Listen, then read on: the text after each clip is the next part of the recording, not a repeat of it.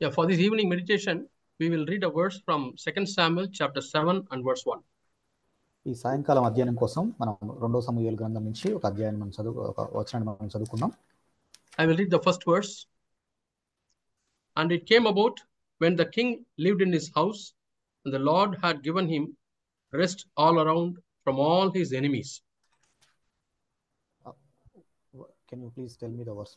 Yeah, 2 Samuel chapter 7 verses 1 and 2. 2 Samuel chapter 7 verses 1 and 2. I will read the two verses. And it came about when the king lived in his house, and the Lord had given him rest all around from all his enemies. And that the king said to Nathan the prophet, "See, now I live in a house of cedar, but the ark of God dwells within the tent curtains." యెహోవా నలుదిక్కులా అతని శత్రువుల మీద అతనికి విజయం ఇచ్చి అతని నెమ్మది కలుగజేసిన తర్వాత రాజు తన నగరియందు కాపురం ఉండి నాతాను ప్రవక్తను పిలువనంపి, నేను దేవదారు నారుతో కట్టిన నగరియందు వాసము చేయుచుండగా దేవుని మందసము డేరాలో నిలిచియున్నదని చెప్పాడు. Yeah, the king was living in his house, King David. రాజైన దావీదు తన యొక్క ఇంట్లో అతను నివాసం చేస్తున్నాడు. And in the first verse there is an important phrase that comes. Lord had given him rest all around from all his enemies. మొదటి వచనంలో ఒక ప్రాముఖ్యమైన మాటను మనం చూస్తాం. దేవుడు అతనికి నలుదిక్కులా నెమ్మది కలుగచేశాడు. Yeah, so far he was fighting against various kings, king of Amorites, king of Philistines, రాజులతో అతను యుద్ధం చేస్తున్నాడు. and he was very busy in going to the battlefield. He was very busy in going to the battlefield. అతను యుద్ధానికి వెళ్ళే విషయంలో అతను ఎంతో తీరిక లేకుండా ఉన్నాడు. There was no rest at all. అతను కేవలం విశ్రాంతి అనేది లేదు.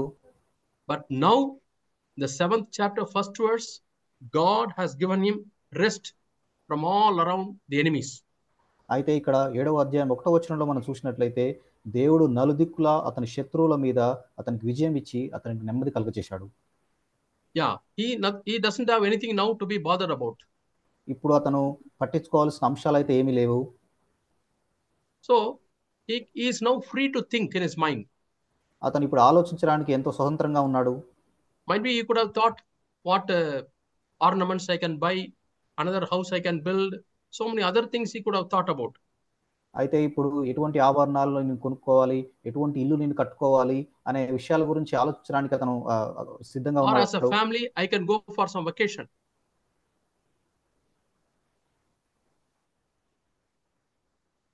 అని కుటుంబంగా ఏదైనా ఒక విహారయాత్రకు వెళ్ళవచ్చు. So but what was his thinking? అయితే అతను ఏ విషయాలు ఆలోచిస్తున్నాడు? He was thinking about the ark of the covenant of God. అయితే అతను దేవుని యొక్క మందసం గురించి ఆలోచిస్తున్నాడు. The second verse he says, I am living in a house of cedar, that is made of cedar wood, but the ark of God dwells in the forest. రెండో వచనంలో చూసినట్లయితే నేను దేవదారు నారుతో కట్టిన నగరియందు వాసము చేయుచుండగా దేవుని మందసము డేరాలో నిలిచి ఉన్నది. Yeah, no wonder David is called a man after God's own heart. దేవుని హృదయానుసారమైన మనుషుడని దావీదు గురించి చెప్పబడింది. Because when he was free to think, immediately his mind went to the presence of the Lord, the ark of God. ఎందుకంటే అతను ఆలోచించడానికి తీరిక ఉన్నప్పుడు అతని మనస్సు వెంటనే దేవుని విషయాలపై, దేవుని యొక్క మందసం వైపు వెళ్ళింది. Ark of God or ark of the covenant is the presence of God. అతను దేవుని యొక్క సన్నిధి వైపు అతను వెళ్ళింది. And he was worried why it is there in the desert, but I am living in a very good house. అతను ఎంతో దేవుని మందసము ఎందుకు అక్కడ అరణ్యంలో ఉంది, నేనైతే మంచి గృహంలో నివసిస్తున్నానని అతను అనుకుంటున్నాడు. So he says in the subsequent verses that I won't sleep until I build a house for God. ఆ తర్వాత వచనంలో మనం చూసినట్లయితే అతను ఈ విధంగా అతను అనుకున్నాడు, దేవుని కొరకు ఒక నివాస స్థలం కట్టు వరకు నేను నిద్రించనని నిర్ణయం తీసుకున్నాడు. Yeah, we also read the same matter in Psalm 132. ఇదే విషయాన్ని మనం కీర్తనలు 132లో కూడా చదువుతాం. He says, how can I go to my bed which is made up of cedar? నేను దేవదారు నారుతో కట్టిన నేను మంచం నేను ఎలా ఎక్కుతాను అని అతను ఆలోచిస్తున్నాడు. So he's asking the prophet Nathan. నాతాను ప్రవక్తను ఈ విధంగా అడుగుతూ ఉన్నాడు. And Nathan says, go and build a house for the Lord.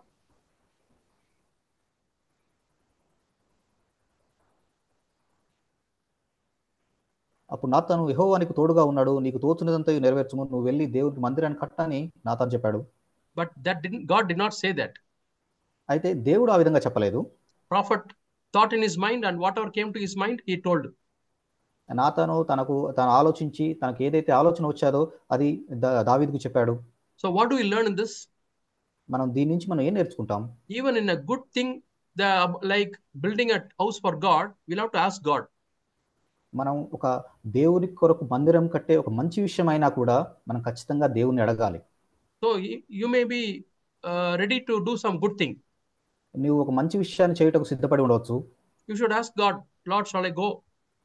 నువ్వు ఖచ్చితంగా దేవుని అడగాలి, ప్రభువా నేను వెళ్ళాలా? Shall I do it this or not? నేను ఈ విషయాన్ని చేయాలా వద్దా? But God told the prophet, no, David will not build a house for me. అయితే దేవుడు ప్రవక్తతో ఈ విధంగా చెప్పాడు, దావీదు నా కొరకు మందిరం కట్టకూడదని. His son will build a temple for me.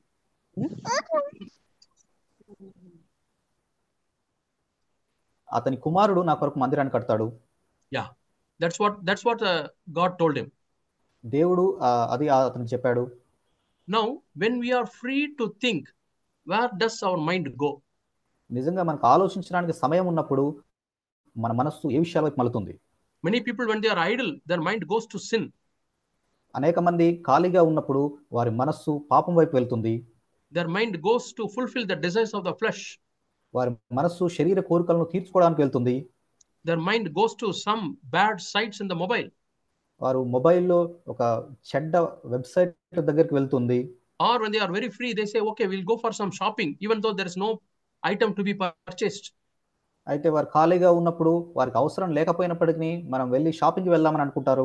So by seeing the life of David, let us judge our lives.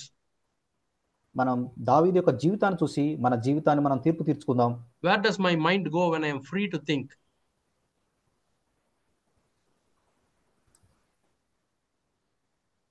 నేను ఆలోచించడానికి సమయం ఉన్నప్పుడు నా మనస్సు ఏ విషయాల వైపు మలుతుంది? Yeah.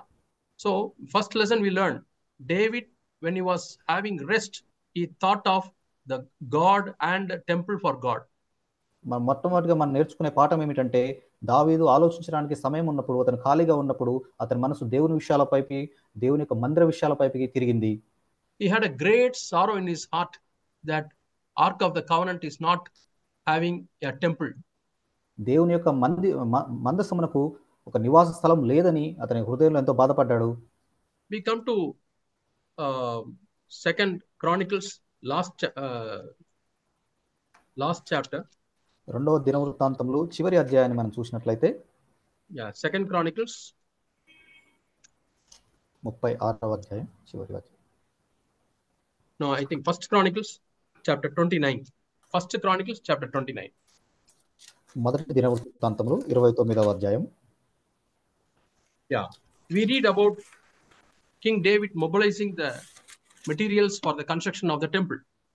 ఇక్కడ దేవాలయాన్ని కట్టుటకు కావలసిన సామాగ్రి గురించి చెప్పబడింది. God told David, you cannot build a temple for God. దేవుడు దావీదుతో, నీవు నా కొరకు ఒక మందిరం కట్టకూడదని చెప్పాడు. Because your hands are stained with blood. ఎందుకంటే నీ యొక్క చేతుల మీద రక్తం ఉంది. You have fought many wars. అనేకమైన యుద్ధాలు నువ్వు చేశావు. So I cannot use you to build the temple of God. అయితే నా మందిరం కట్టడానికి నిన్ను ఉపయోగించుకోను. It's only a man of peace can build the temple of God. కేవలం సమాధానంతో జీవించే వ్యక్తి మాత్రమే దేవుని యొక్క మందిరాన్ని కట్టగలడు. My dear brothers and sisters, నా సహోదరి సహోదరులారా, if you want the church of God to be built, the body of Christ to be built in your place, మీ యొక్క ప్రదేశంలో క్రీస్తు యొక్క శరీరము, దేవుని యొక్క మందిరం కట్టబడాలంటే, are you contributing to the peace or are you contributing to the dispute? మీరు సమాధానానికి మీరు సమాధాన పరచువారుగా ఉన్నారా, లేకపోతే గొడవలు తెచ్చేవారుగా ఉన్నారా? Whenever you enter into some brothers or sisters, do they feel that you are a man who brings peace? Can you repeat, brother? When you are going to some brothers, are they feeling that you are a man of peace? మీరు ఎవరైనా ఒక సహోదరుని కలుసుకున్నప్పుడు నిజంగా అవును ఈ సహోదరుడు నిజంగా సమాధానపరచువారని వారు మీ గురించి ఆలోచిస్తున్నారా? Or do they think that you will bring some argument, you will bring some accusation? Whenever you come, there will be no peace. Do they feel like that?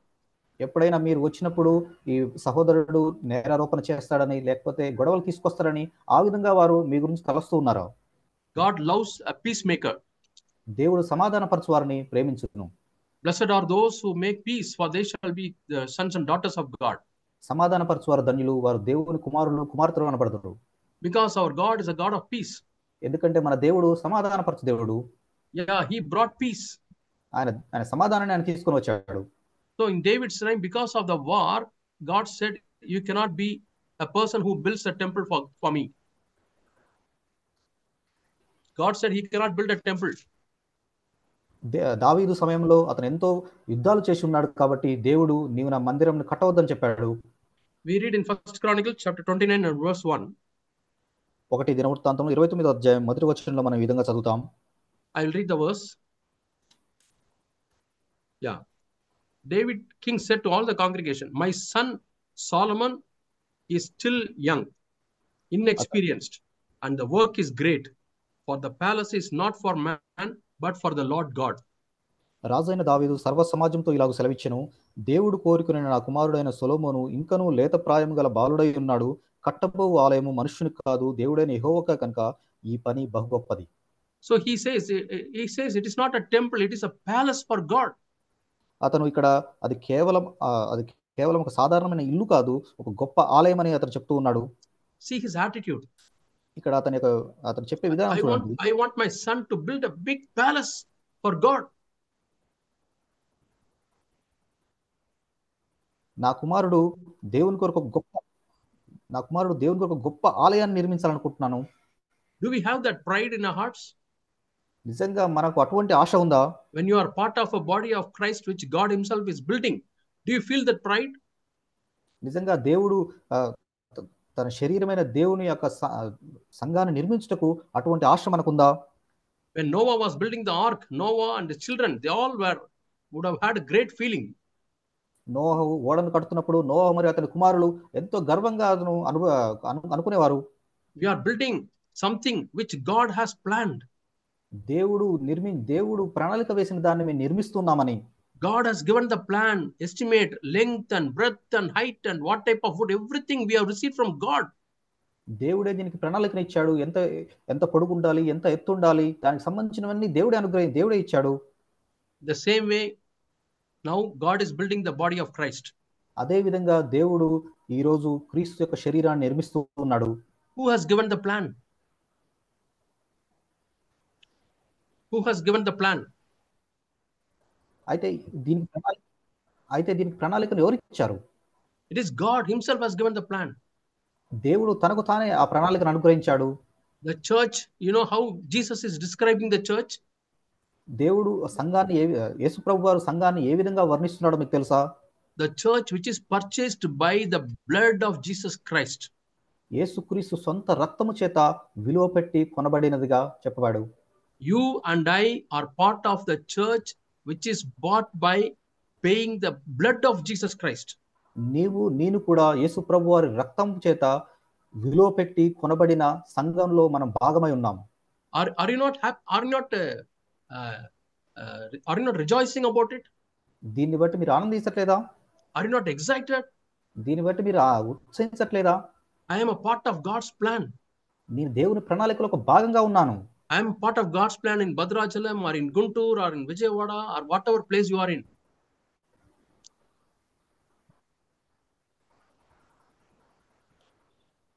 Guntur, Bhadrachalam, విజయవాడలో ఉన్న దేవుని ప్రణాళికలో నేను ఒక భాగంగా ఉన్నాను.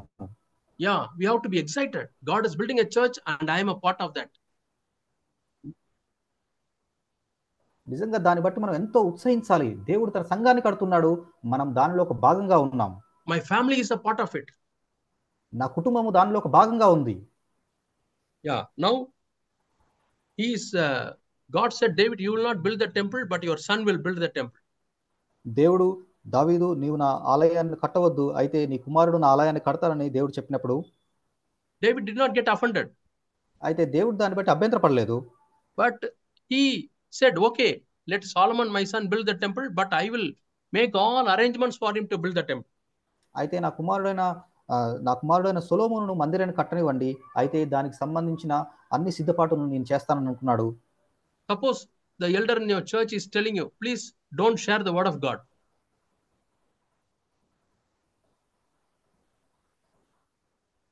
అయితే మీ యొక్క సంఘంలో ఉన్న సంఘ పెద్ద మీరు వాక్యాన్ని పంచుకోవద్దని మీకు చెప్పినప్పుడు, are you upset about it?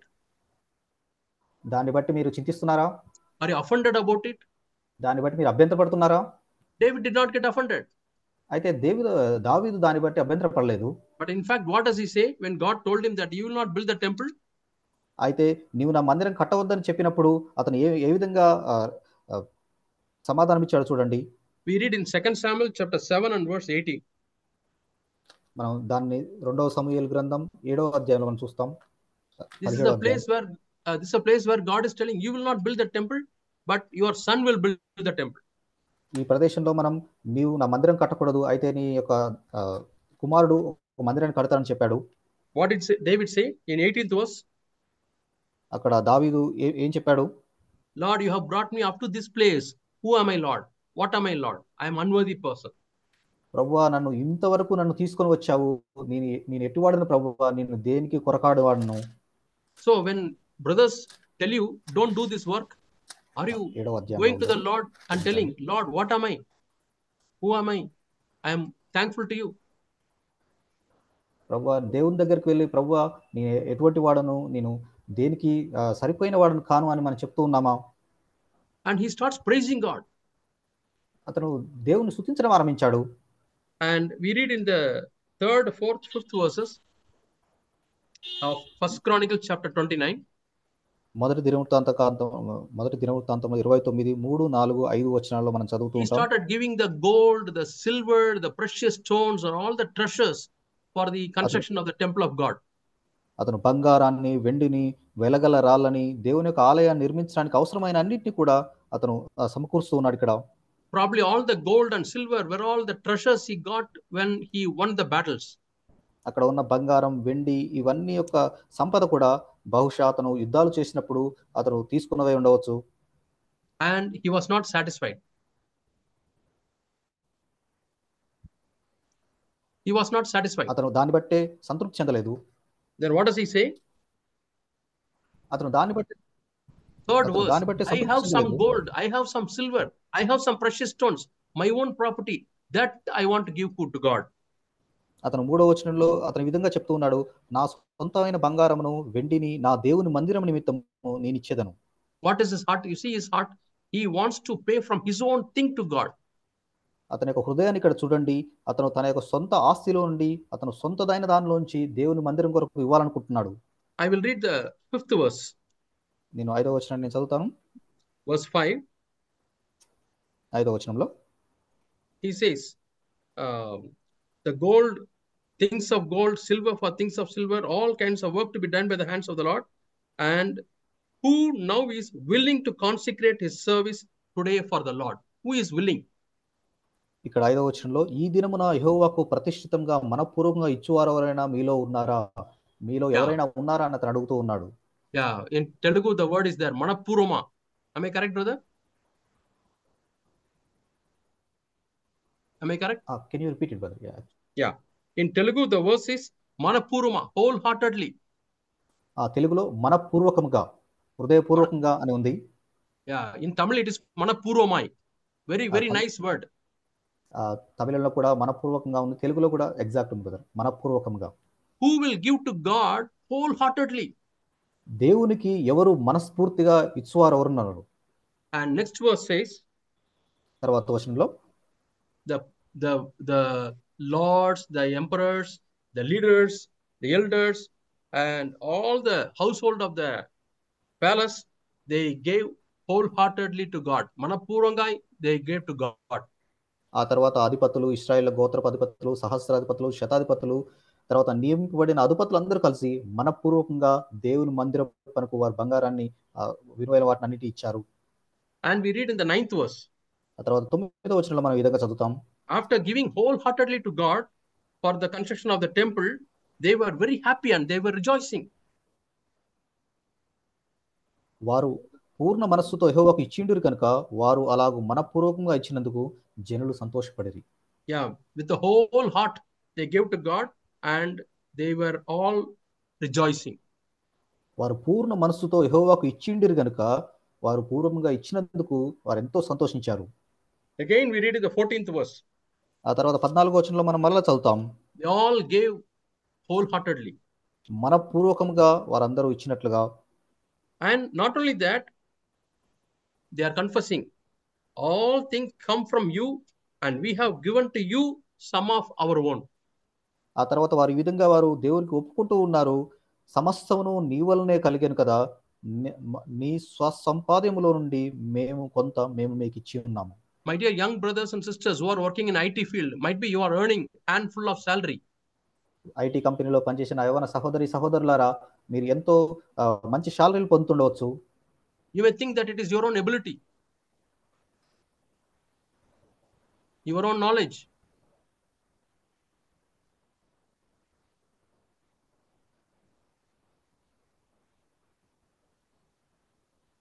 You are not able to hear, brother? No, brother. Something was struck. So is it from my end? So, not sure. Can you please repeat it? I did not hear anything.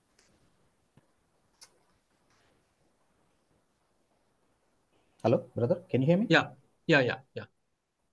Something wrong in your system? I'm not sure whether it is a little bit. Can you switch off and switch on, or you want to? Yeah. Can you give me a second? Maybe I can connect to mobile. Give me a minute, please.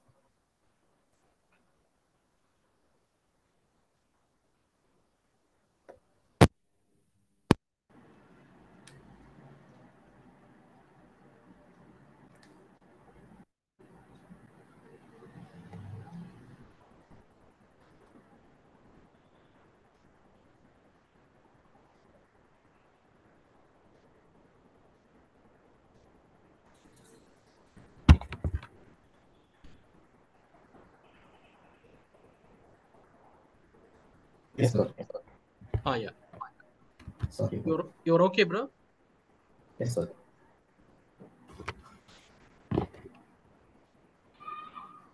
Okay. I'm not able to see you in the video. Yeah, this, okay. Yeah. So this word, wholehearted, I was counting, it comes nearly 5 times. ఇక్కడ మనం పూర్ణ హృదయాలు అని చెప్పబడిన మాట ఎన్నిసార్లు ఉందని ఈ అధ్యాయంలో లెక్కించినప్పుడు అది 5 సార్ల కంటే ఎక్కువగా ఉంది. No, this word మనపూర్వంగా మనపూర్వకంగా అనే మాట 5 సార్లు ఉంది. And we read in 18th verse. 18వ వచనంలో మరలా విధంగా చదువుతాం. O Lord God of our fathers, Abraham, Isaac and Israel, keep this forever in the intentions and thoughts of the hearts of your people and prepare their hearts for yourself. Abraham, ఇస్సాకు, ఇశ్రాయేలు అను మా పితరుల దేవా యెహోవా, నీ జనుల హృదయపూర్వకంగా సంకల్పించిన ఉద్దేశమును నిత్యము కాపాడు. Yeah, their intentions and mind has to be guarded if they have to build the temple for God. వారు దేవునికి ఒక మందిరాన్ని నిర్మించాలనుకున్నట్లయితే వారు సంకల్పించిన వారి ఉద్దేశాలు, వారి మనస్సు కూడా కాపాడబడాలి. We read in the 1 Corinthians chapter 3. 1 కొరింథీయులు 3వ అధ్యాయంలో మనం ఈ విధంగా చదువుతాం. Here also Paul says that he is building something for God. ఇక్కడ పౌలు కూడా చెప్తూ ఉన్నాడు దేవుని కొరకు అతను కడుతున్నాడని. He says he is an architect for God. అతడు దేవుని కొరకు నిర్మించు పనివాడిగా ఉన్నాడు. And the foundation is Jesus Christ. అతను వేసిన పునాది యేసు ప్రభువారే. 1 Corinthians 3:11. 1 కొరింథీయులు 3:11లో. And all of us are giving something to the temple to be built. ప్రతి ఒక్కరు దేవుని యొక్క మందిరాన్ని కట్టడానికి పని చేస్తూ ఉన్నారు. In the Old Testament, King Solomon built the temple of God. పాత నిబంధనలో సొలొమోను దేవుని కొరకు ఒక మందిరాన్ని కట్టాడు. But in the New Testament, all of us are engaged in building the temple for God. అయితే కొత్త నిబంధనలో మనమందరం కూడా మందిరాన్ని కట్టడానికి మనం దాంట్లో సమకూరుస్తూ ఉన్నాం. It is a palace for God. అది దేవుని కొరకు గొప్ప ఆలయంగా ఉంది. We read in the Ephesians chapter 2, last 2 or 3 verses. మనం ఎఫెసీ రాష్ట్ర పత్రిక 2వ అధ్యాయం చివరి 2 వచనాల ఈ విధంగా చదువుతాం. It becomes a glorious palace for God. అది దేవుని కొరకు గొప్ప మహాభవంతిగా తయారవుతుందని. Now the question is, అయితే ఇక్కడ ప్రశ్న ఏమిటంటే, what are we bringing for the temple to be built? అయితే దేవుని యొక్క మందిరం నిర్మింపబడుటకు మనం ఏమి తీసుకొని వస్తున్నాం? See, now in the New Testament, God says, I am not going to dwell in the building made by men, by hands. అయితే కొత్త నిబంధనలో నేను చేతులతో నిర్మింపబడిన ఆలయంలో నివసిస్తానని దేవుడు చెప్పడం లేదు. We read that in the Acts of the Apostles chapter 7. అపోస్తల కార్యములు 7వ అధ్యాయంలో ఆ విషయాన్ని మనం చూస్తాం. Yeah. Verse 49. 49వ వచనం. Yeah, heaven is my throne, earth is my footstool. What type of house you are going to build? You are the temple of the God. ఆకాశం నా సింహాసనము, భూమి నా పాదపీఠము, మీరు నా కొరకు ఎలాంటి మందిరమును కట్టుదురు, నా విశ్రాంతి స్థలం ఏది? So in the New Testament time, we are the temple of God. కొత్త నిబంధన కాలములో మనమే దేవుని ఆలయంగా ఉన్నాం. How are we building ourselves? మనని మనం ఏ విధంగా నిర్మించుకుంటున్నాం? Bible says that we are the living stones. In Peter we read. మనం పేతురు పత్రికలో మనం ఈ విధంగా చదువుతాం, మనమే సజీవ రాళ్లగా ఉన్నాము. So how are we building? మనని మనం ఏ విధంగా నిర్మించుకుంటున్నాం? We'll turn to 1 Corinthians chapter 3 and verse 11 and 12. మనం 1 కొరింథీయులు 3వ అధ్యాయం 11, 12 వచనంలో మనం చూసినట్లయితే, Some are building with gold, silver and precious stones. కొంతమంది బంగారము, వెండి, వెలగల రాళ్ళుతో కడుతూ ఉన్నారు. But some are building with grass, hay and wood. అయితే కొంతమంది కర్ర, గడ్డి, కొయ్యకాలు మొదలైన వాటితో కడుతూ ఉన్నారు. So what is your contribution to the building up of the body of Christ? అయితే క్రీస్తు యొక్క శరీరాన్ని నిర్మింపబడుటకు మనం సమకూరుస్తున్నాం. Is it something precious you are giving to God? నిజంగా ఒక అమూల్యమైన దాన్ని దేవునికి మనం ఇస్తూ ఉన్నామా? In the New Testament, Jesus says, offerings and sacrifices you don't desire. కొత్త నిబంధనలో యేసు ప్రభువు చెప్తూ ఉన్నాడు, బలులను, అర్పణలను నేను కోరట్లేదు. But what does God desire? అయితే దేవుడు దేన్ని కోరుకుంటూ ఉన్నాడు? God desires the knowledge of God. దేవుని జ్ఞానాన్ని దేవుడు కోరుకుంటూ ఉన్నాడు. God desires the obedience. దేవుడు విధేయతను కోరుకుంటూ ఉన్నాడు. We read a verse in Hosea. మనం హోషేయ గ్రంథంలో ఒక వచనాన్ని మనం చదువుతాం. Yeah, Hosea chapter 6 and verse 6. హోషేయ గ్రంథం 6వ అధ్యాయం 6వ వచనం. What does he say? అక్కడ ఏం చెప్పబడింది? Yeah, Hosea chapter 6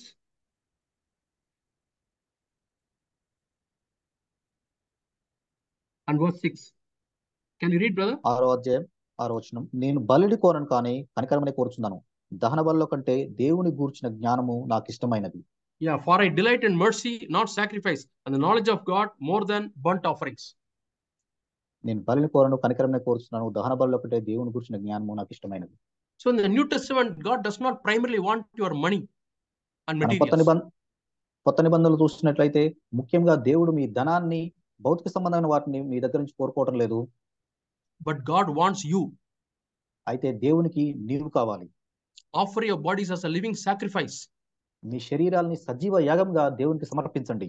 Through the living sacrifice, the God's church is built. సజీవ యాగముల ద్వారా దేవుని యొక్క సంఘము నిర్మింపబడుతుంది. Whatever we give, we have to give wholeheartedly to God. మనం దేవునికి ఏది ఇచ్చినను మనం పూర్ణ హృదయంతో మనపూర్వకంగా దేవునికి ఇవ్వాలి. Lord, wholeheartedly I surrender my eyes, Lord, to do the will of God. మనపూర్వకంగా ప్రభువా నీ చిత్తము చేయుటకు నా కన్నులను నేను ఇస్తున్నాను. I don't want to lust after these eyes, Lord. ప్రభువా నా కన్నులతో నేను మోహపు చూపులు చూడాలనుకోవట్లేదు. I don't want to see bad things in my mobile and YouTube. ప్రభువా నా ఒక మొబైల్లో, యూట్యూబ్లో నేను చెడ్డ విషయాలను చూడాలనుకోవట్లేదు. I want to give my mouth, Lord. ప్రభువా నా యొక్క నోటిని నేను ఇవ్వాలనుకుంటున్నాను. Wholeheartedly I give to you, Lord. మనపూర్వకంగా ప్రభువా నీకు ఇవ్వాలనుకుంటున్నాను. With this mouth I will not accuse brothers and sisters. ప్రభువా యొక్క నా నోటితో నా సహోదరుని నిందించాలనుకోవట్లేదు. When you accuse your brothers and sisters with this mouth, you are giving your mouth to the devil to do his work. ఈ యొక్క నోటితో సహోదరులను మనం నిందించినట్లయితే ఈ నోటిని మనం సాతానుకు మనం అప్పగిస్తున్నాం. Lord, I will use my mouth to speak words of grace. ప్రభువా నా యొక్క నోటిని నేను ఒక కనికరంతో కూడిన మాటలు మాట్లాడడానికి నేను ఉపయోగిస్తాను. I will use this mouth, Lord, to bless others, to encourage others. ప్రభువా ఇతరులను దీవించడానికి, ఇతరులను ప్రోత్సహించడానికి నేను నా నోటిని వాడతాను. Through encouraging words, the body of Christ can be built. మనం ప్రోత్సహించే మాటల ద్వారా దేవుని యొక్క సంఘము నిర్మింపబడుతుంది. Lord, take my mouth and use it for you, Lord. ప్రభువా, నా యొక్క నోటిని తీసుకొని నీ కొరకు వాడుకో ప్రభువా. In Jeremiah, there's a verse in Jeremiah. మనం ఇర్మియా గ్రంథంలోకి వచ్చినట్టు మనం చూస్తాం. I think chapter 15 and verse 9. 15వ అధ్యాయం 9వ వచనం అనుకుంటాను. Yeah, you keep on separating the precious from the worthless in your words. అపవిత్రమైన దాని నుంచి పవిత్రమైన దాన్ని వేరుపరిచిన ఎడల You keep on separating. Yeah, Jeremiah chapter 15 and verse 19. 19వ వచనం, 15, 19వ వచనం. Yeah, we speak lot of words every day. మనం ప్రతిరోజు అనేకమైన మాటలు మనం మాట్లాడుతూ ఉంటాం. For example, husband, you are speaking to your wife and children. మనం భర్తలుగా చూసినట్లయితే భార్యలతో పిల్లలతో అనేకమైన మాటలు మాట్లాడుతూ ఉంటాం. Just remember what are the things you are speaking for the past 2 days. మనం గత 2 రోజుల్లో మనం ఏ మాటలు మాట్లాడామని ఒకసారి గుర్తు చేసుకున్నట్లయితే, Did your word hurt your wife? నీ యొక్క మాట నీ భార్యను గాయపరిచిందా? Did your word hurt your children? నీ యొక్క మాట నీ పిల్లలను గాయపరిచిందా? I don't say that we should not scold our children. మనం పిల్లల్ని గట్టిగా మందలించొద్దని నేను చెప్పట్లేదు. Yeah, I don't say that we should not speak words of rebuke to our wives. మనం మన భార్యలను గద్దించే మాటలు మాట్లాడొద్దని నేను చెప్పటం లేదు. Jesus told Peter, "Get behind me, Satan." పేతురుతో యేసు ప్రభువు ఈ విధంగా చెప్పారు, సాతానా నా వెనుక పొమ్మని గద్దించారు. But it is only 20% or 30%. అయితే అది కేవలం 20%, 30% మాత్రమే ఉంది. But 70 to 80% he was encouraging them. అయితే 70 నుంచి 80% ప్రభువు పేతురును ప్రోత్సహిస్తూనే మాటలు మాట్లాడేవాడు. Words of love, words of grace, words of power, words of encouragement. ప్రేమతో కూడిన మాటలు, ప్రోత్సహించే మాటలు, కనికరంతో కూడిన మాటలు. And what for you are using your ears? అయితే మీ యొక్క చెవులను దేని కొరకు వాడుతూ ఉన్నారు? Many young people always have the ear aid in their headphone in their ears. మన యవనస్తులు చూసినట్లయితే అనేక మంది ఎప్పుడు కూడా చెవుల్లో హెడ్ ఫోన్స్ కలిగి ఉంటారు. What type of songs are you listening? ఎటువంటి సాంగ్స్ నువ్వు వింటూ ఉన్నావు? Have you given the ears wholeheartedly to God? నిజంగా మీ చెవులను మనఃపూర్వకంగా దేవునికి అప్పగించారా? Lord, I want to listen to something which edifies me, Lord. ప్రభువా, నాకు క్షేమాభివృద్ధి కలగజేసేదాన్ని నేను వినాలనుకుంటున్నాను ప్రభువా. When somebody talks bad, Lord, I don't want to hear with my ears. ప్రభువా, ఎవరైనా ఒక చెడు మాటను మాట్లాడినప్పుడు నేను నా చెవులతో దాన్ని వినాలనుకోవట్లేదు. Somebody is backbiting, somebody is accusing, I don't want to hear that, Lord. ఎవరైనా వెనక చెడు మాటలు మాట్లాడినప్పుడు, ఎవరైనా నిందించే మాటలు మాట్లాడినప్పుడు నేను వినాలనుకోవట్లేదు ప్రభువా. In Malachi, the first chapter we read, if I am a father, where is my honor? మన మలాకి గ్రంథం 1వ అధ్యాయంలో మనం ఈ విధంగా దేవుడు చెప్పడాన్ని మనం చూస్తాం. నేను తండ్రిగా ఉన్నట్లయితే నాకు రావాల్సిన ఘనత ఏమాయను? Malachi chapter 1 and మలాకి verse 6. గ్రంథం 1వ అధ్యాయం 6వ వచనంలో మనం ఆ వచనాన్ని మనం చూస్తాం. Yeah, son honors his father and the slave honors his master. కుమారుడు తన తండ్రిని గణపరచును కదా, దాసుడు తన యజమానుని గణపరచును కదా. You are all calling God Tandri. మనమందరం దేవుణ్ణి తండ్రి డాడీ అని పిలుస్తూ ఉన్నాం. God says, okay, you are calling, I am happy, but where is the honor? అయితే అవును, మీరు అలా పిలవడం నాకు ఎంతో ఆనందంగా ఉంది. అయితే do you honor me? God is asking, do you honor me? మీరు నిజంగా నన్ను గణపరుస్తున్నారని దేవుడు అడుగుతూ ఉన్నాడు. You honor my word? నిజంగా నా యొక్క వాక్యాన్ని మీరు గణపరుస్తూ ఉన్నారా? Do you honor my people? నిజంగా నా యొక్క ప్రజలను మీరు గణపరుస్తూ ఉన్నారా? Do you honor my children? నా యొక్క పిల్లలను గణపరుస్తున్నారా? Do you honor my church? నా యొక్క సంఘాన్ని మీరు గణపరుస్తున్నారా? And if I am the master, where is the fear? నేను యజమానునైతే నాకు రావాల్సిన, నాకు భయపడువాడు ఎక్కడ ఉన్నాడు? But the people are asking a sincere question. అయితే ఇక్కడ ప్రజలు నిజంగా ఒక మంచి ప్రశ్నను అడుగుతున్నారు. Lord, how did we despise your name? ప్రభువా, ఏ విధంగా నీ నామమును నిర్లక్ష్య పెట్టాము? Yeah, God is answering them. దేవుడు ఈ విధంగా వారికి జవాబు ఇస్తున్నాడు. The 8th verse. 8వ వచనంలో, you have sacrificed or you brought the blind goat and sheep for sacrifice. మీరు గుడ్డిదానిని కుంటిదానినైనా ఒక మేకను గొర్రెను తీసుకొచ్చి నాకు అర్పిస్తూ ఉన్నారు. You brought the lame sheep, deaf sheep. కుంటిదాన్ని మీరు నాకు అర్పిస్తూ ఉన్నారు. I imagine like this. నేను ఈ విధంగా నేను ఊహిస్తాను దాన్ని. One family is getting ready to go to the temple in Jerusalem. యెరూషలేం వెళ్ళాలని ఒక కుటుంబం సిద్ధపడుతున్నప్పుడు The wife and children all are got ready and they are standing at the gate. ఆ యొక్క భార్య పిల్లలు అందరూ కూడా తయారై వారి యొక్క గుమ్మం దగ్గర నిల్చున్నారు. Wife and children are shouting, "Daddy, where are you? Where are you?" ఆ భార్య పిల్లలు ఈ విధంగా అరుస్తున్నారు, డాడీ ఎక్కడ ఉన్నావు నువ్వు? Yeah, my wife is asking, "Darling, where are you? It is time." ఆ భార్య కూడా అడుగుతుంది, ఎక్కడ ఉన్నావు నువ్వు అని. And one of the sons is telling, "Daddy is searching for the sheep to be offered as a sacrifice to the temple." అయితే దానిలో ఒక పిల్లవాడు ఈ విధంగా జవాబు ఇచ్చాడు, దేవునికి అర్పించడానికి ఒక గొర్రెను తండ్రి వెతుకుతూ ఉన్నాడని. There are 200 sheep in his house. 200 గొర్రెలు అతని ఇంట్లో ఉన్నాయి. But he's searching for the blind sheep or the deaf sheep. He's searching for it. Might be 1 or 2 are blind and deaf. అయితే అతను గుడ్డిగా ఉన్నది కానీ లేకపోతే చెవిటిగా ఉన్న గొర్రెల కొరకు అతను వెతుకుతూ ఉన్నాడు. కేవలం అతని మందంతట్లో ఒకడు ఆ విధంగా ఉండవచ్చు. The 1 or 2 he's searching in the crowd. ఆ యొక్క 1, 2 ఆ విధంగా వాటి కొరకు అతను ఆ మందంతట్లో వెతుకుతూ ఉన్నాడు. Because that he cannot sell for a good price, so let us give to God. ఎందుకంటే అది మంచి వెలకు అటువంటి వాటిని అమ్మలేడు కాబట్టి ఇది దేవునికి ఇద్దామని అనుకుంటున్నాడు. That is the attitude of the people in the book of Malachi. ఆ మలాకి గ్రంథంలో ఉన్న ప్రజల పరిస్థితి ఆ విధంగా ఉంది. How are we, my dear brothers and sisters? సహోదరులారా, ఈ రోజు మనం ఏ విధంగా ఉన్నాం? Oh, today I have no piercing of ear function of my relatives, unconverted relatives. ఈ రోజు మార్పు చెందని నా యొక్క బంధువులకు ఆ చెవు కుట్టించుకోవడం అనేది లేదు. Or some other Hindu function or relatives function I have to go. నేను లేకపోతే వేరే ఒక హిందూ కానీ లేకపోతే మార్పు చెందిన నా యొక్క బంధువుల ఫంక్షన్ కానీ నేను వెళ్ళాలి. Or my friend is giving a party. లేకపోతే నా స్నేహితుడు గొప్ప పార్టీ ఇస్తున్నాడు. Sunday retirement function is there. అతని యొక్క రిటైర్మెంట్ ఫంక్షన్ ఉంది. Some function. ఏదో ఒక ఫంక్షన్ కి. So I'm not able to come to the church. అయితే అందుకే నేను సంఘానికి రాలేకపోతున్నాను. Yeah, that is very important. ఎందుకంటే అది ప్రాముఖ్యమైనది. Are you not despising the church? నిజంగా మీరు సంఘాన్ని ఈ విధంగా తృణీకరించట్లేదా? Are you not despising the children of God? నిజంగా దేవుని ప్రజలను ఈ విధంగా మీరు తృణీకరించట్లేదా? When it comes to your relatives and the children of God, whom do you value more? నిజంగా మీ యొక్క బంధువుల విషయంలోను దేవుని ప్రజల విషయంలోను వచ్చేసరికి ఎవరిని మీరు ప్రాముఖ్యమైన వారిగా ఎంచుతున్నారు? Are we honoring God?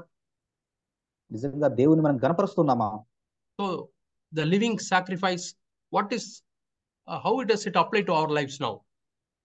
మనం సజీవ యాగం అంటే మన యొక్క జీవితానికి మనం ఏ విధంగా దాన్ని అన్వయించుకోవచ్చు? How do I offer myself as a sacrifice? నిజంగా నన్ను నేను ఏ విధంగా సజీవ యాగంగా నేను అర్పించుకోవచ్చు? If I have not committed my eyes wholly unto God, if I see lustful things and enjoy, and if I offer myself, I am offering a blind sacrifice to God. నిజంగా నా యొక్క కన్నులను నేను దేవునికి సమర్పించుకోకుండా నేను చెడ్డ విషయాలు చూడడానికి నేను చేసి నేను దేవునికి ఆ విధంగా నేను అర్పించుకున్నట్లయితే ఒక గుడ్డి దాన్ని నేను దేవునికి అర్పిస్తున్నాను. I have given this ear to the worldly music and accusations, backbitings and all unwanted stories. And if I come to the church, I am offering a deaf sacrifice to God. నా యొక్క చెవులతోటి నేను చెడు సంబంధమైన music ని చాడీలు చెప్పడానికి నిందించడానికి నిందగలిగిన మాటలను వినడానికి నేను ఉపయోగించినట్లయితే, నేను సండే వచ్చి దేవుని ఆరాధించినట్లయితే నేను యొక్క చెవిటి అర్పణను దేవునికి అర్పిస్తున్నాను. I accuse my brothers, I backbite and I speak worldly things, unwanted things in their mouth, and when I offer, I am offering a dumb sacrifice to God. నేను నా నోటితో నా సహోదరులను నిందించినట్లయితే, పలకకూడని మాటలు నేను పలికినట్లయితే, ఆ విధంగా నేను నా పెదవులను దేవునికి అర్పించినప్పుడు అప్పుడు నేను మూగమైన అర్పణను దేవునికి అర్పిస్తున్నాను. God says, I will not accept this offering. దేవుడు ఇటువంటి అర్పణలు నేను అంగీకరించనని చెప్తున్నాడు. Cain had some grudges against his brother Abel. మనం కయ్యూను చూసినట్లయితే అతని సహోదరుడైన హేబేలు పట్ల ఒక పగను అతను కలిగి ఉన్నాడు. He offered sacrifices to God. He offered offerings to God. అతను ఆ విధంగా దేవునికి అర్పణలు అర్పించాడు. The fire of God did not come and approve that offering. అయితే దేవుని అగ్ని ఆ అర్పణపైకి దిగి దేవుడు ఆ అర్పణను అంగీకరించలేదు. But God accepted the sacrifice of Abel. అయితే హేబేలు యొక్క అర్పణను దేవుడు అంగీకరించాడు. Because Abel's mouth was okay, his ears were okay, his eyes were okay, God accepted his sacrifice. ఎందుకంటే హేబేలు యొక్క నోరు బాగా ఉంది, చెవులు బాగా ఉన్నాయి, అతని కన్నులు బాగా ఉన్నాయి కాబట్టి దేవుడు హేబేలు యొక్క అర్పణను అంగీకరించాడు. My brothers and sisters, if you have given your eyes to the world, ear and mouth, let us repent to God. నా ప్రియ సహోదరి సహోదరులారా, మీ మీ నోటిని, మీ చెవులను, మీ కళ్ళను మీరు లోకానికి ఇచ్చినట్లయితే మనం దాని నుంచి మారుమనసు పొందుదాం. And you know what God says in in the last book of Malachi? మలాకీలో మనం దేవుడు ఏం చెప్పాడో మనం చూద్దామా? In 10th verse he says, it's better to close the temple. I don't want these offerings and sacrifices. ఆ 10వ వచనంలో దేవుడు ఈ విధంగా చెప్తున్నారు, ఇటువంటి అర్పణలు నాకు అవసరం లేదు, నా యొక్క మందిర వాక్యాలను మూయవాడకూడదు, మీలో ఉండినలా మేలు. So whatever we give to God, we have to God wholeheartedly and with the full mind and soul. దేవునికి మనం ఏమి ఇచ్చినను కూడా మనం మనపూర్వకంగా, పూర్ణ హృదయంతో, పూర్ణ మనసుతో దేవునికి అర్పించాలి. Let us turn to Judges chapter 5. మనం న్యాయాధిపతుల గ్రంథం 5వ అధ్యాయాన్ని మనం ఒకసారి చూద్దాం. Judges and chapter 5 and verse 9. న్యాయాధిపతులు 5వ అధ్యాయం 9వ వచనం.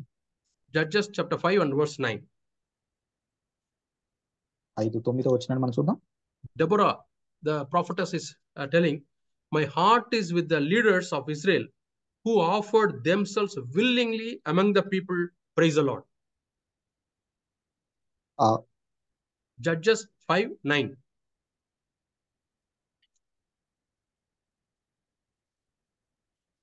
ఇక్కడ దెబోరా ఈ విధంగా పాడుతూ ఉంది, జనులలో ఇశ్రాయేలీల అధిపతులు సంతోషంగా సిద్ధపడి వారి యందు నాకు ప్రేమ కలదు, యెహోవాను స్తుతించుడి. So will God be able to say about you and me like this? దేవుడు నిజంగా మన గురించి ఈ విధంగా చెప్పగలడా? Who offered willingly themselves among the people. వారిని వారే సంతోషముగా ప్రజలందరిలో కూడా దేవునికి వారు అర్పించుకున్నారని. My dear brother and sister, wherever you are, have you offered willingly that a New Testament, New Covenant church be formed in our place, in the place where you live in? నిజంగా నీవు నివసించే ప్రదేశంలో దేవుని సంఘం నిర్మించబడాలని నీకు నువ్వు ఇష్టపూర్వకంగా దేవునికి అర్పించుకున్నావా? And here the leaders offered themselves willingly to fight against the enemies.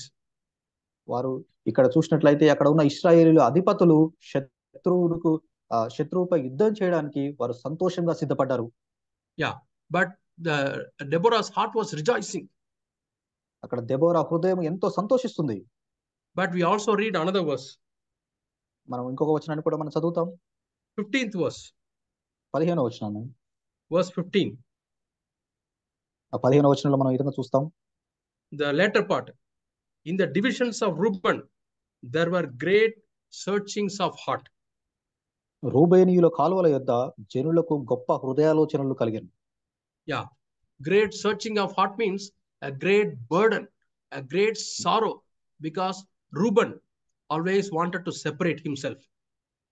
గొప్ప హృదయాలోచనలు అనగా వారికి గొప్ప వేదన కలిగింది. ఎందుకంటే ఆ రూబేనీయులు ఎప్పుడు కూడా వారు వేరుగా ఉండాలని కోరుకుంటున్నారు కాబట్టి. All the tribes were supposed to join together and fight the enemy. అన్ని గోత్రాలు కూడా వారందరూ కలిసి వారు శత్రువుతో యుద్ధం చేయాలి. But Reuben and his tribe of people, they said, no, we are not coming. అయితే రూబేను అతని యొక్క గోత్రం వాళ్ళు లేదు మేము మీతో కూడా రామని వారు చెప్పారు. Deborah's heart was very, very, very sad. అప్పుడు దెబోరా హృదయం ఎంతో బాధపడింది. And 17th verse. మనం 17వ వచనంలో చూసినట్లయితే 17th verse, what do we read? The men of Gilead, they stayed on the other side of Jordan. గిలాదు యోర్దాను అద్దరిని నిలిచెను. And Aser, they stayed near the beach or the shore. ఆషేరీయులు సముద్ర తీరమున తమ అఖాతముల యొద్ద ఎలా నిలిచారు. They were relaxing. వారు విశ్రాంతి పొందుతూ ఉన్నారు. They were enjoying the beach. వారు ఆ సముద్ర తీరాన్ని సముద్ర తీరంలో వారు ఆనందిస్తూ ఉన్నారు. And 16th verse, the Reuben and his tribe, they were enjoying being among the sheep. అయితే ఇక్కడ 17వ వచనంలో చూసినట్లయితే ఆ రూబేనీయులు వారి గోత్రీయులు వారి యొక్క గొర్రెల మందల మధ్యలో ఉన్నందుకు బట్టి వారు ఆనందిస్తూ ఉన్నారు. So they had many excuses why they could not come to fight the enemies. వారు శత్రువుల కోసం యుద్ధం చేయడానికి ఎందుకు రావట్లేదు అని చెప్పడానికి అనేకమైన కారణాలు వారు కలిగి ఉన్నారు. In the New Testament, Matthew, we read Jesus, the king is inviting people to the feast. మన మత్తయి సువార్త యేసు ప్రభు వారు ఈ విధంగా ఉపమానాన్ని చెప్పారు. ఒక రాజు అనేక మందిని తన విందుకు రమ్మని పిలుస్తూ ఉన్నాడు. They all started telling excuses. వారందరూ కూడా వివిధ రకాలైన కారణాలు చెప్తూ ఉన్నారు. I am newly married. I can't come. పెళ్లి చేసుకున్నాను, నేను కొత్తగా పెళ్లి చేసుకున్నాను కాబట్టి నేను రాలేను. I have bought oxen. I can't come. నేను ఎద్దుల జతను కొని ఉన్నాను, నేను రాలేను. I have bought a field. I can't come. నేను ఒక పంట పొలాన్ని కొని ఉన్నాను కాబట్టి నేను రాలేను. So that's why Jesus said, if you don't love me more than your brothers and sisters, wife and children, relatives, possessions, and your own life, you cannot be my disciple. అందుకే యేసు ప్రభువు ఈ విధంగా చెప్పారు, మీరు మీ భార్య కంటను, పిల్లల కంటను, బంధువుల కంటను, నీకున్న దానికంటను చివరకు నీకంటే ఎక్కువ కూడా నన్ను ప్రేమించకుండే నా యొక్క శిష్యుడు కానేరడని. What was Reuben and his tribe doing among the sheep? ఈ రూబేను అతని గోత్రం వారు ఆ యొక్క గొర్రెల మందల మధ్యలో వారు ఏం చేస్తున్నారు? They were eating the meat, mutton. వారు గొర్రెల మాంసాన్ని వారు తింటూ ఉన్నారు. And in the beach they were enjoying girlfriends and boyfriends. వారు సముద్ర తీరంతో వారు గర్ల్ ఫ్రెండ్స్ తోటి, బాయ్ ఫ్రెండ్ తోటి వారు ఆనందిస్తున్నారు. My dear brothers and sisters, what do you enjoy? నా సహోదరులారా, నువ్వు దేనిలో నువ్వు ఆనందిస్తున్నావు? Have you wholeheartedly submitted yourself so that the body of Christ may be built in your place? నిజంగా నీ సంఘంలో దేవుని యొక్క మందిరం నిర్మిపోవాలని మనపూర్వకంగా నువ్వు సమర్పించుకున్నావా? Please let us examine our hearts. నిజంగా మన హృదయాలు మనం పరీక్షించుకుందాం. May God make us wholehearted people to build the body of Christ. నిజంగా దేవుని యొక్క సంఘాన్ని కట్టుటకు పూర్ణ హృదయమైన వ్యక్తులుగా ఉండకు దేవుడు మనల్ని చేయనుగాక. God is not interested in your money or materials, but he is interested in your life. నీ డబ్బు విషయంలో, నీ భౌతిక విషయంలో కూడా దేవుడు దాన్ని బట్టి దేవుడు కోరుకోవడంలే, కానీ నిన్ను బట్టి దేవుడు నిన్ను కోరుకుంటున్నాడు. Aquila and Priscilla, they gave their neck for the ministry. అకుల ప్రిస్కిల్లాను చూసినట్లయితే వారి యొక్క ప్రాణాన్ని పరిచర్య కోసం అప్పగించారు. These last days we are living, God is building his church. Let us wholeheartedly give ourselves to that task. ఈ యొక్క చివరి దినాల్లో మనం జీవిస్తున్నాం. మనం can you repeat brother? Yeah, we are living the last days. God is building his church. Let us give ourselves wholeheartedly. మనం చివరి దినాల్లో మనం జీవిస్తూ ఉన్నాం. దేవుడు సంఘాన్ని కడుతూ ఉన్నాడు. మనం హృదయపూర్వకంగా మనం దేవుని సమర్పించుకుందాం. God's coming is very near. దేవుని యొక్క రాకడ ఎంతో సమీపంలో ఉంది. All other things will perish like Noah's time. Noah కాలంలో జరిగినట్లే ఈ సంగతులన్నీ కూడా నశించిపోతాయి. The only thing which survived was the ark of God, which is now the church of God. అక్కడ రక్షింపబడింది కేవలం నోహు ఓడ మాత్రమే. సో ఈ రోజు సంఘం కూడా ఆ విధంగా సంఘం మాత్రమే రక్షింపబడుతుంది. May God help us to commit ourselves wholeheartedly for the building up of the body of Christ. క్రీస్తు యొక్క సంఘం నిర్మించుటకు మనని మనం పూర్ణ హృదయంగా అర్పించుకోవటకు దేవుడు మనకు సహాయం చేయను గాక. Shall we close our eyes and pray to God? మనం మన కళ్ళు మూసుకొని మనం దేవుని ప్రార్థిద్దాం. In David's time, people gave wholeheartedly to God. దావీదు కాలంలో చూసినట్లయితే వారు పూర్ణ హృదయంతో వారు దేవునికి సమర్పించారు. How are we giving ourselves to God? మనని మనం ఏ విధంగా మనం దేవునికి అప్పగించుకుంటున్నాం? Are we half-hearted? మనం అర్ధ హృదయాలుగా ఉన్నామా? May God show us our real condition. మన నిజ స్థితిని దేవుడు మనకు చూపించును గాక. Are we seeking our own self and pride?